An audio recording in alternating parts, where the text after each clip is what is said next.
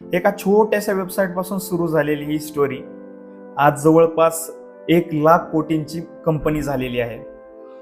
आणि मजेशीर गोष्ट म्हणजे ही कंपनी फक्त दिल्लीमधील रेस्टॉरंटचे मेनू कार्ड स्कॅन करायची आणि ते मेनू कार्ड इंटरनेटवरती टाकायची. आज आपण जाणून घेणार आहोत की झोमॅटोची स्मार्ट बिझनेस स्ट्रॅटेजी काय होती, की झोमॅटो एवढी मोठी 1,00,00,000 कोटींची झाली. तर नमस्कार मित्रांनो, आज आपण समजून घेणार आहोत की झोमॅटोची सुरुवात कशी झाली, त्यांनी कोणत्या बिझनेस स्ट्रॅटेजीज वापरल्या, कोणत्या मार्केटिंग स्ट्रॅटेजीज वापरल्या आणि ती जवळपास भारतातली सगळ्यात मोठी फूड इंडस्ट्रीतला स्टार्टअप झाला. आणि या स्टोरीमध्ये असे काही बिझनेस लेसन्स आहेत ते कोणत्याही बिझनेसला एकदम चेंज करून टाकतील. तर हा व्हिडिओ शेवटपर्यंत नक्की बघा. चला मग 2008 मध्ये त्यावेळी भारतातली सगळ्यात मोठे एक प्रॉब्लेम होता, तो म्हणजे जर समजा एखादा नवीन रेस्टॉरंट असेल आणि त्या रेस्टॉरंटला जायचं असेल तर समजत नव्हतं की त्या ठिकाणी मेनू काय आहे, तिथली प्राइसिंग काय आहे किंवा तिथले रिव्ह्यूज काय आहेत. सगळ्यात मोठा प्रॉब्लेम होता. 2008च्या आसपास दोन मित्र ब्रेन अँड कंपनी या कन्सल्टेशन कंपनीमध्ये काम करत होते. एक होता दीपेंद्र गोयल आणि दुसरा होता पंकज छाबरा.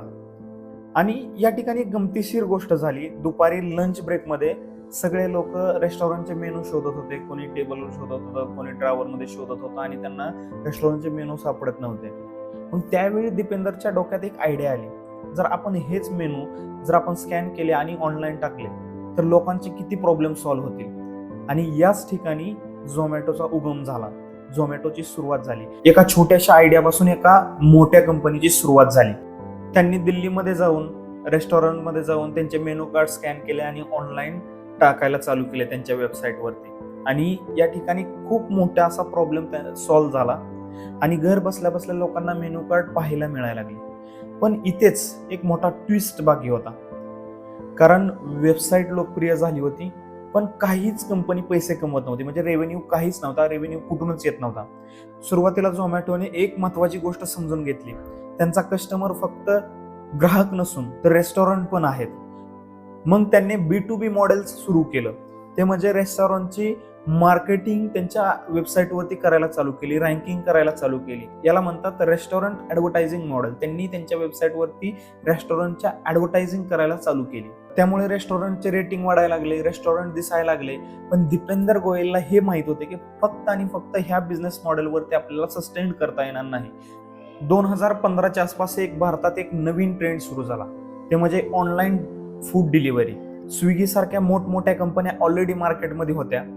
त्यावेळी झोमॅटोकडे, दीपेंद्र गोयलकडे दोन ऑप्शन होते. एक तर फूड डिस्कव्हरी कंपनी म्हणूनच राहायचं किंवा फूड डिलिव्हरी कंपनी म्हणून पण त्यांनी मार्केटमध्ये उतरायचं. तर झोमॅटोने दुसरा पर्याय निवडला.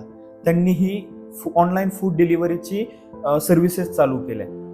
पण सगळ्यात मोठा प्रॉब्लेम इथं होता, त्यांच्याकडे डिलिव्हरी डिस्ट्रीब्युशन नेटवर्किंग नव्हतं. त्यावेळेस झोमॅटोने बरेचसे लाखो डिलिव्हरी पार्टनर्स हायर केले, त्यांचं नेटवर्किंग बनवलं. हळूहळू त्यांनी भारतातील जवळपास सर्व शहरांमध्ये त्यांच्या सर्व्हिसेस सुरू केल्या.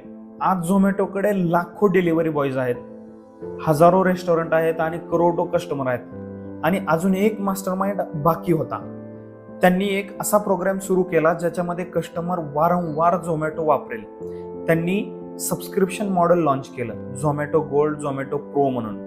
त्यातून लोकांना फायदा झाला की लोकांना ऑफर्स मिळायला लागल्या, एकावरती एक फ्री डिलिव्हरी मिळायला लागली. छोटीशी फी भरून त्यांना ह्या सगळ्या ऑफर मिळायला लागल्या.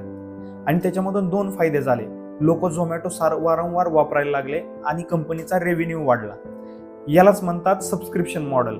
नेटफ्लिक्स आणि ॲमेझॉन प्राईम सारखं. झोमॅटोच्या वाढीमध्ये अजून एक घटना घडली. त्या ठिकाणी गुंतवणूकदाराने झोमॅटोमध्ये पैसे गुंतवले. त्याच्यामुळे काय झाले की त्यांना टेकमध्ये सुधारणा करण्यात आली, त्यांना मार्केटिंगमध्ये अजून जाता आलं. आणि 2021 मध्ये एक ऐतिहासिक निर्णय झोमॅटोने घेतला, तो म्हणजे IPO लॉन्चचा. भारतातील सगळ्यात पहिली फूड टेक कंपनी ही स्टॉक मार्केटमध्ये लिस्ट झाली. एक छोट्याशा आयडियापासून सुरू झालेली कंपनी जवळपास 1,00,000 कोटींच्या आसपास त्याचं व्हॅल्युएशन झालं होतं. एका साध्या आयडियापासून सुरू झालेली $1 बिलियन पर्यंतची ही कंपनी. ह्या झोमॅटोच्या बिझनेस स्टोरीमधून आपल्याला काही गोष्टी ॲज बिझनेस ओनर म्हणून काही आपल्याला शिकायला भेटतात. त्या म्हणजे सॉल्व्ह रिअल प्रॉब्लेम. झोमॅटोने एक रिअल प्रॉब्लेम शोधला आणि त्याच्यावरती काम करायला चालू केलं. दुसरं लेसन म्हणजे start small and think big. त्यांनी सुरुवातीला फक्त मेनू कार्ड स्कॅन करून ऑनलाईन इंटरनेटवरती टाकायला चालू केलं होतं, पण त्यांचं विजन खूप मोठं होतं, भारताची सगळ्यात मोठी फूड टेक कंपनी बनण्याचं. तिसरी गोष्ट म्हणजे अडॅप्ट क्विकली. जर झोमॅटो फक्त ते मेनू कार्ड स्कॅन करून ऑनलाईन टाकत राहिली असती तर ती भारताची एवढी मोठी कंपनी कधीच झाली नसती. त्यांनी अडॅप्ट केलं लवकर. चौथा लेसन म्हणजे मल्टिपल रेव्हेन्यू सोर्सेस. त्यांनी delivery commissions, restaurant ad, platform charges, subscription models ह्याच्यातून त्यांनी मल्टिपल रेव्हेन्यू जनरेट करायला सुरुवात केली. मित्रांनो, आपण ह्या झोमॅटोच्या स्टोरीमधून एक गोष्ट आपण नक्की शिकू शकतो. मोठी कंपनी बनवण्यासाठी मोठ्या आयडियांची गरज नसते. एक छोटीशी आयडिया जरी असेल ना तर ती कंपनी खूप मोठी होऊ शकते. कधी कधी आपल्याला पडणारे छोटे छोटे जे प्रश्न असतात त्यातच काही ना काहीतरी गुढ लपलेलं असतं.